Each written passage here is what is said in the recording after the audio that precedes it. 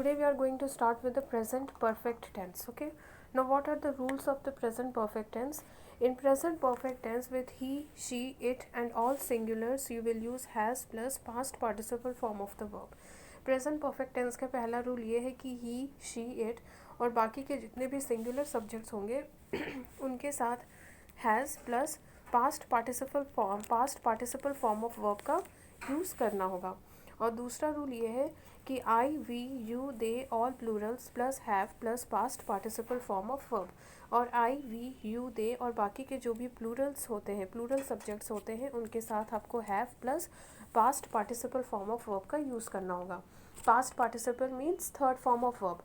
You have studied the past participle form of verb in chapter 20, that is forms of verb. Forms of verb जो chapter है उसमें आपने past participle पढ़ा हुआ है. Okay, so in the perfect tense, in present perfect, past perfect और future perfect tense में आपको present past participle यानी कि third form of verb का use करना है. Okay, so here you will use, again I am explaining, present perfect tense में आपको क्या करना है कि ही, शी, इट और बाकी के जितने भी सिंगुलर सब्जेक्ट्स होते हैं उनके साथ आपको has plus past participle form of verb यानी कि थर्ड फॉर्म ऑफ वर्ब का यूज़ करना है.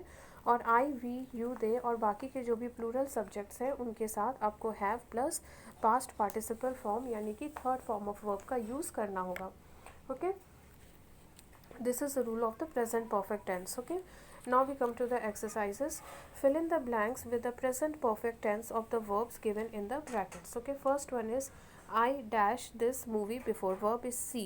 तो यहाँ पे आपको see का present perfect tense लिखना है. तो I जो है, I told you that I and you both are special pronouns. I और you both दोनों जो है special pronouns होते हैं. ये नंबर में तो सिंगुलर्स होते हैं लेकिन इनके साथ जो वर्ब फॉर्म यूज़ होता है वो हमेशा प्लूरल वर्ब फॉर्म ही यूज़ होता है. Okay, so here I, with I you will use have. यहाँ पे रूल्स में भी लिखा हुआ है ना कि आई के साथ आप कौन सा वर्ब यूज़ करेंगे, have. So here also you will use have. और सी का पास्ट पार्टिसिपल होता है seen. Okay, so with I you will use helping verb have plus past participle form of see. तो सी का past participle होता है seen. So the answer will be I have seen. Second question is the train dash at the station and the verb is just and arrive. अब आपको just और arrive in दोनों को ही past participle form में convert करना है.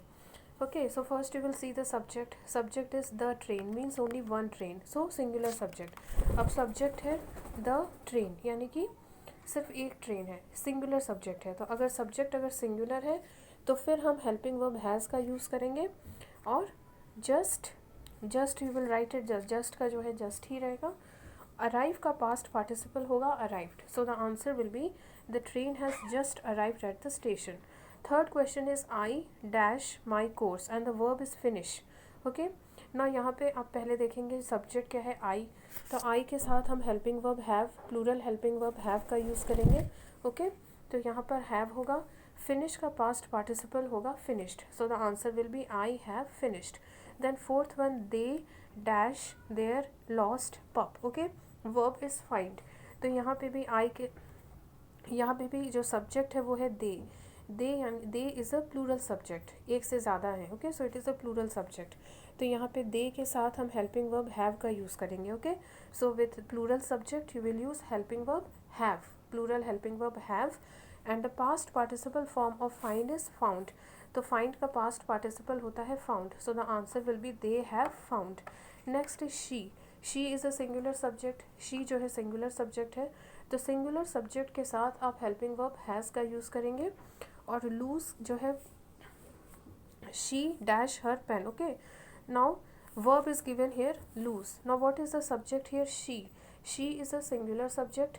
So with the singular subject you will use helping verb has and you will use the past participle of lose. So past participle of lose is lost. So the answer is she has lost her pen. Then sixth question, they dash the sandwiches. Verb is eat. Eat जो है verb है. Now they is a plural subject. they जो है वो plural subject है. Okay, so with the plural subject you will use helping verb have. Okay, and the past participle of eat is eaten. और eat का past participle होगा eaten. So the answer will be they have eaten the sandwiches. Okay, Now the seventh question, the peon dash the bell. The peon dash the bell. Okay, now the verb given is not ring.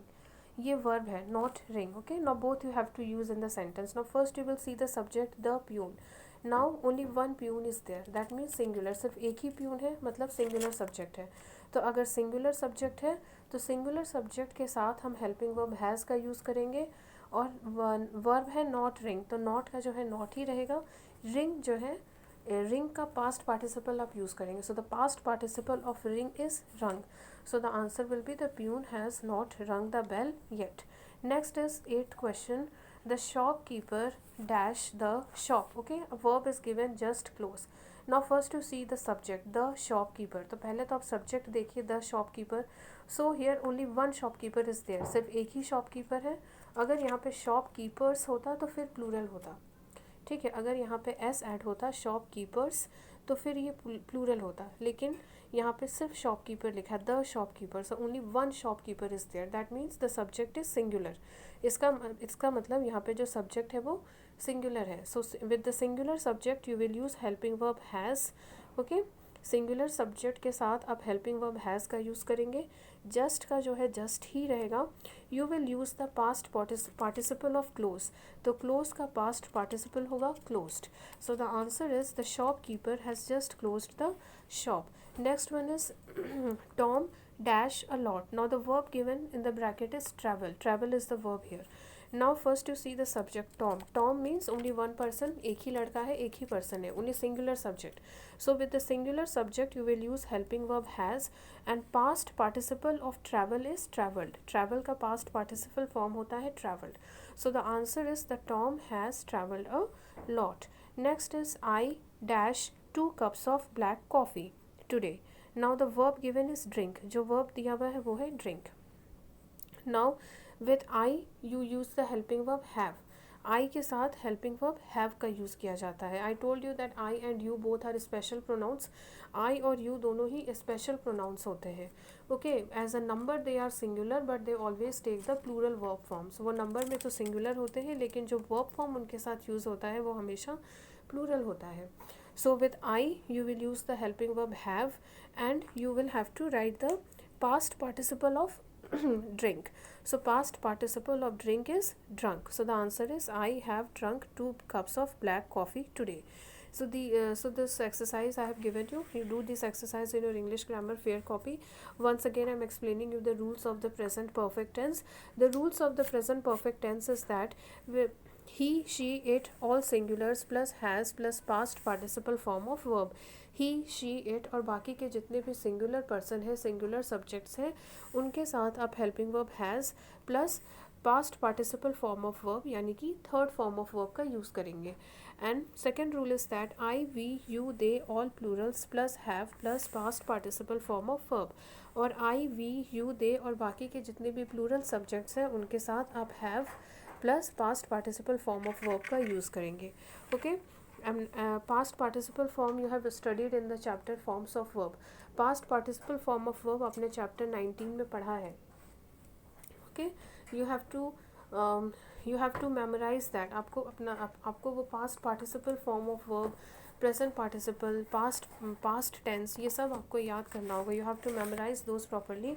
Only then you can this third form of verb.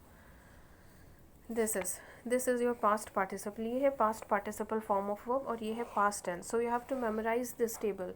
Past tense, past participle, base form.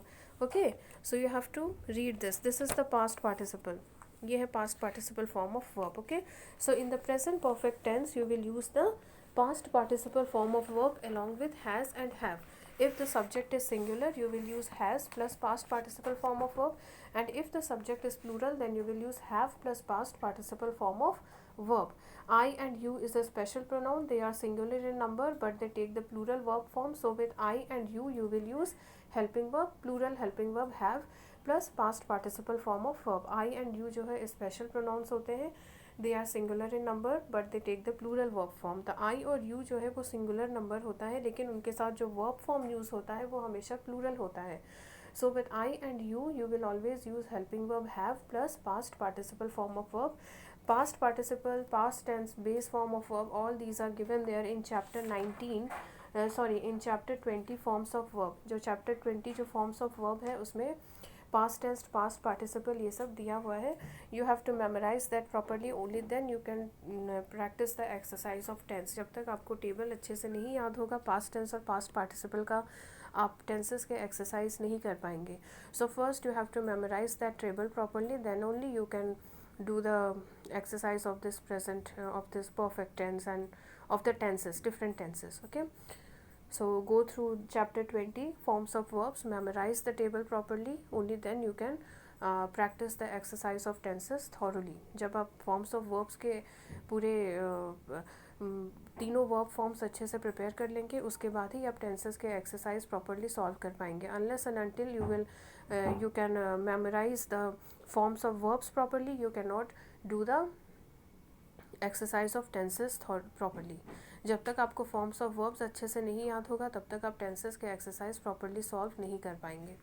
Okay, so this is the rule of the present perfect tense. If the subject is singular, then you will use has plus past participle form of verb, and if the subject is plural, then you will use have plus past participle form of the verb. Okay, and do this exercise in your English grammar fair notebook.